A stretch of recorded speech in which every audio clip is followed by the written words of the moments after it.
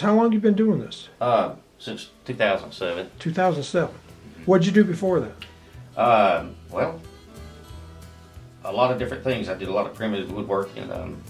Did special orders for the National Park Service. Did handrail split fences and roof shingles, and working in wood and small farming. It's a little small. All in Ashe County, this area? Right. Primarily? Yeah. Is that where you're from? Here in Grayson County, Virginia. Oh, okay. Grayson County. Yeah. Yeah. Yeah. So you came over to the beautiful side of the state line. Yeah, it's all pretty. It is. I tell you what, it sure is. Yeah, I married over here, and that's the reason why I left. Now tell me about your artwork. Well, do you do commission work, or do you do? Tell me exactly what you do. What I like to do is considered a folk art, but it's a little different than traditional folk art in a lot of ways. But I've been told it's what they call narrative folk art, and my primary focus and what I really enjoy is about mountain culture and Appalachia and all the old traditions that some are still done now. Like I'm working on a piece now about apple butter making that I help some people every year at, and just primarily anything to do with the mountain culture, and that's my thing. But for since October a year ago, all I've done is commissions. Mm-hmm. So I've been very blessed.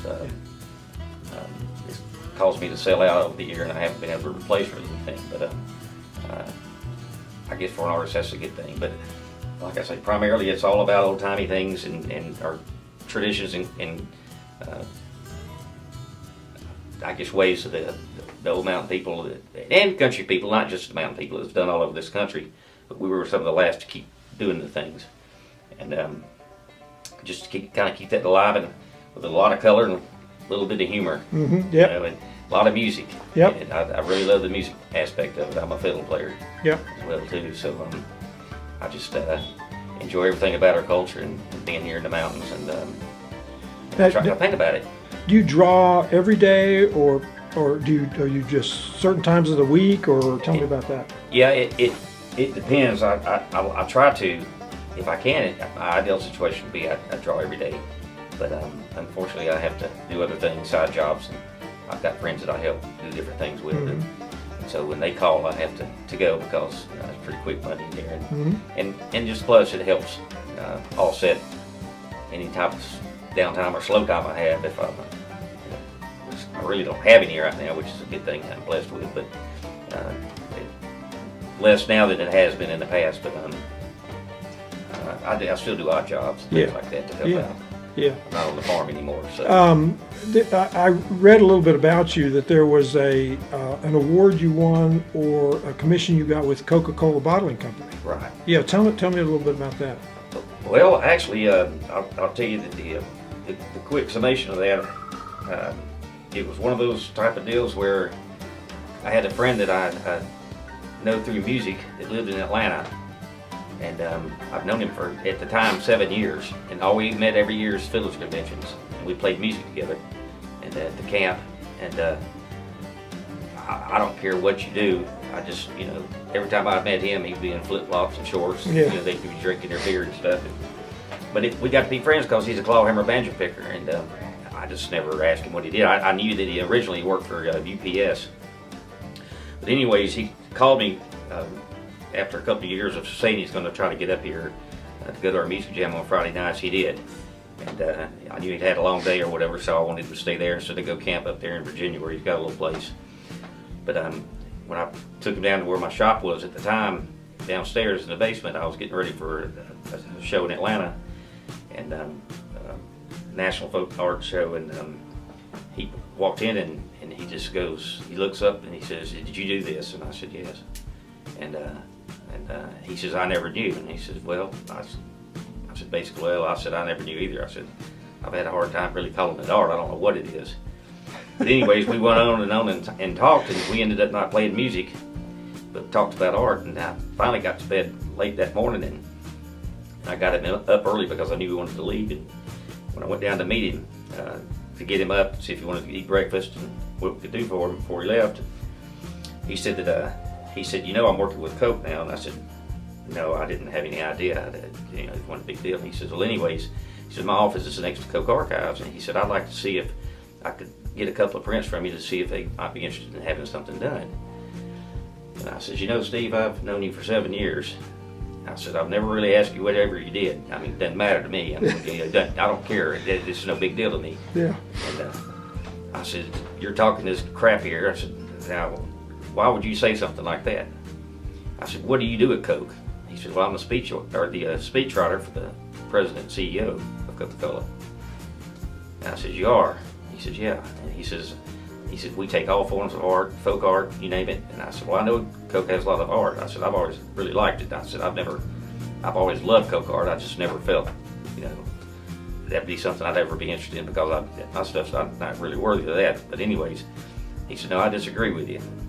He says, I can't guarantee anything, but he says, I'll take the archives to the people that I know. And I said, well, you can do what you want. And I thought that'd be the last of that. And about 6 weeks later, I got an email from the Coca-Cola company in Atlanta. And it wasn't their archives, but it was something to do with their loans and purchases committee. And they said that they had a senior executive presentation. They'd seen my stuff and looked it up online, and they would like to have a piece because my style is a little different than everybody else's, and they would like to commission me to do a piece. And basically, you can do what you want as long as it's your style and your theme. And the only thing we ask you is to get the hyphen right on the Coca-Cola. And I was kind of shocked by that. You get your inspiration from a lot of what's around you, from the county, from you just. Oh yeah, just from everything from when I was a boy and at the county and just talking with the people and I mean, I know a lot of it. In fact, I could probably talk to a lot of the old timers that are no longer with us probably as well as I can anybody.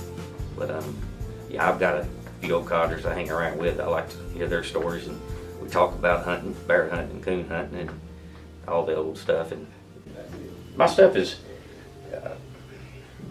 in a way, it's very simple, but it's. I've accepted the fact that it's different, Mm-hmm. and that's probably the biggest thing is it's different. And the thing is, I have so much fun with it because I'm so glad to do this particular piece here. You know, I'm back to doing my little hillbilly characters type thing there, and their feet and hands can be too big and too small or whatever. It doesn't matter. And that's part of the look. yeah, that's what Yeah. this couple here. That's what they wanted. Yeah. And they've come by a couple times and they're all excited to get it. So I hope I'm able to get it to them by Friday. So you don't. Proportions are not something that's real. No, and I would never even try to go there. I mean, yeah, and you know, I think that's what makes your work so interesting because it is, and I mean this in a good way, it's out of proportion, but in a great way. And it just really all comes together. Right. You know, it really does. Yeah, it you know, just like when I was telling them, I said, you know, you're getting the gist of it, and they liked it anyways. I said, it'll really come together when all the details starts coming in there, and you know, you'll have a lot of fun with it. And, you know, I think you'll know who you are. They when they were here the last time, they could tell who was who kind of already, and I hadn't even put the hair on them yet. So. Well, show me. You got a pen there in your hand. Show me a little bit about where are you working on it now on that particular Well, piece? I'm working from right to left here. Oh, okay. Is that your normal way you do it, or? It just depends. Sometimes I work it upside down. But, Oh, okay. But primarily, you know, I'm adding the, I guess the shadowing and the detail part of it. Now, when you say you work upside down, I've heard Sometimes. artists will do that because you. Yeah, tell me why you do that. Well, the reason I do it is actually just to keep as much of my skin off the actual Okay. painting, and sometimes I use a prop Yeah. to do that. But I have to really get on I have to actually get down here. It's not, or I've seen some painters, you know, they have a thing they use Right. to go by a guide, and I just have to keep. Basically, you want to keep your skin off there. You know, you think your skin is dry, it's still